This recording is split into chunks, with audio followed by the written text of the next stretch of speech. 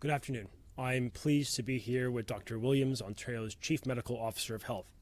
Since we first started planning for the reopening of schools across the province, the Premier and I committed to you that our plan would be responsive and adaptive to the evolving advice and guidance of medical and pediatric experts in this country. This is not only the most responsible approach in the midst of an uncertain global pandemic, it's also the approach that will allow us to consistently build upon our actions to protect the health and safety of the 2 million students in this province. It is by listening to those health professionals that has foundationally enabled us as a province to be where we're at today. Just this morning, the province reported 78 COVID-19 cases. Folks, we are clearly on the right path, and we should be proud of the progress we've made as a society and as a province. But I know that many parents are wondering what the return to school will mean for their child who will be entering a classroom for the first time since the pandemic came into our lives. Let me be perfectly clear. If the best medical advice in the province did not think it was safe for your child to go back to school, the choice would have been simple. Fortunately, through robust consultation with medical experts inside and outside of government, and due to the outstanding sacrifices of all Ontarians, over the past several months we're in a position where we are able to safely and confidently reopen schools, but with strict health and safety protocols to protect us all. To date, we are investing $60 million in PPE for all students and staff, supported by the most comprehensive masking protocol in Canada that mandates masks for all staff and for students in grade 4 and up, and encourages them for those younger.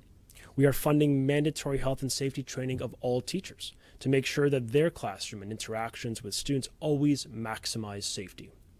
Moreover, we're investing over $100 million for custodians and enhanced cleaning supplies for schools and for buses, meaning that high-touch surfaces and school facilities will be regularly cleaned.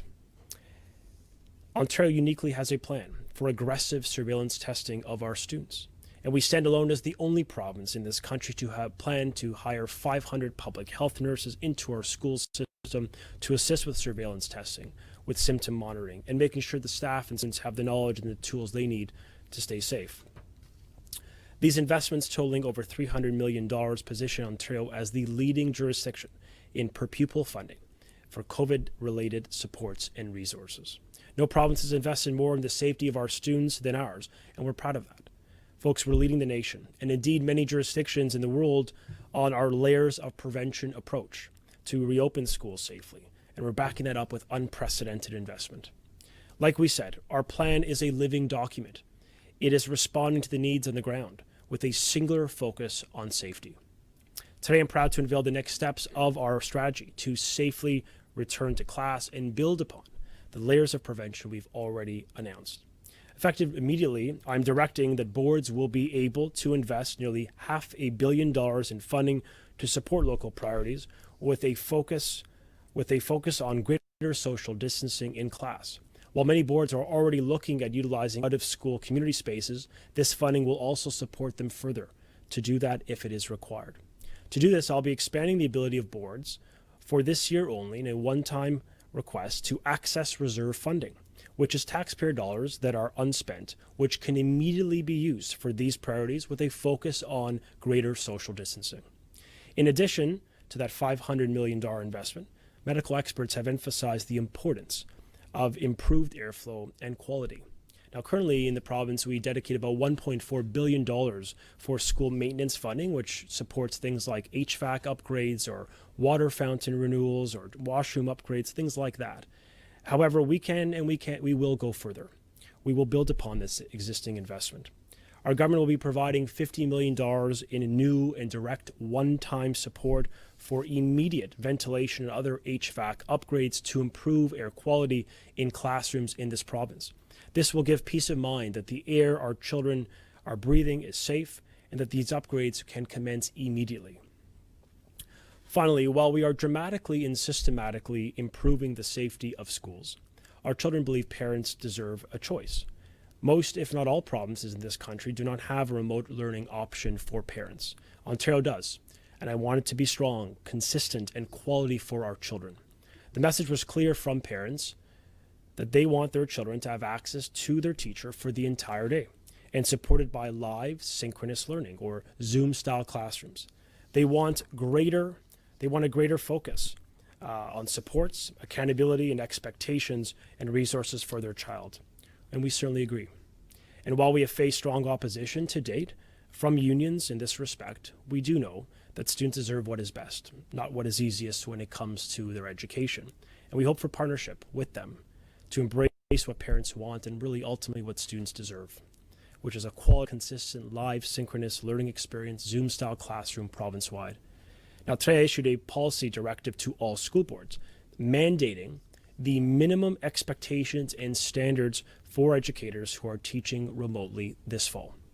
Parents and students will now have a clear, consistent, and predictable standard to support them in their remote learning for those parents that choose that in Ontario. And make no mistake, we are being bold in this regard. From kindergarten right through grade 12, we're directing up to 225 minutes of the standard 300-minute day for live synchronous instruction, or as I noted, a Zoom-style experience for our kids. Kids in grade 1 to 12 must receive a minimum of 75% of live synchronous learning each day.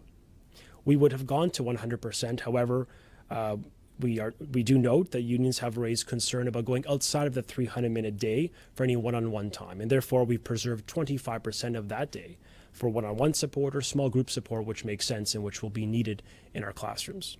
To ensure greater accountability, to improve the experience for our students, and for ultimately our parents, we're investing $18 million for staff and administrative supports, really to hire principals, in short, to help administer and ultimately create accountability for parents.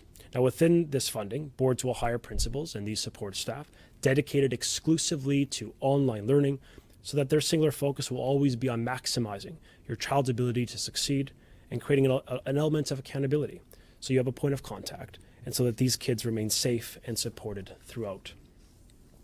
For students who may not have a computer or tablet at home, the government has invested $15 million in new funding for school boards to provide technology to those students for tablets or iPads, and in some cases with internet as well.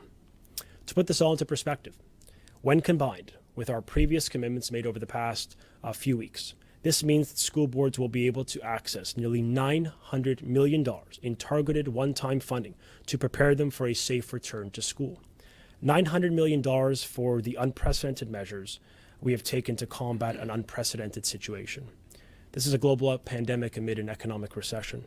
We're taking action, one-time, temporary, targeted, timely action to ensure students are safe and that we respond to this generational challenge together.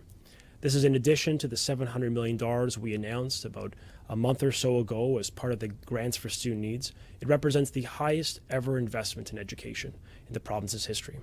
Folks, we're pulling out all the stops. We are investing more. We are consistently adding health and safety measures to our layers of prevention. And day in and day out, we are listening to the best medical minds in this province. We're taking monumental steps to protect your children and the classroom that they learn and grow. They absolutely deserve nothing less. With that, I will turn to the Chief Medical Officer of Ontario, Dr. Williams.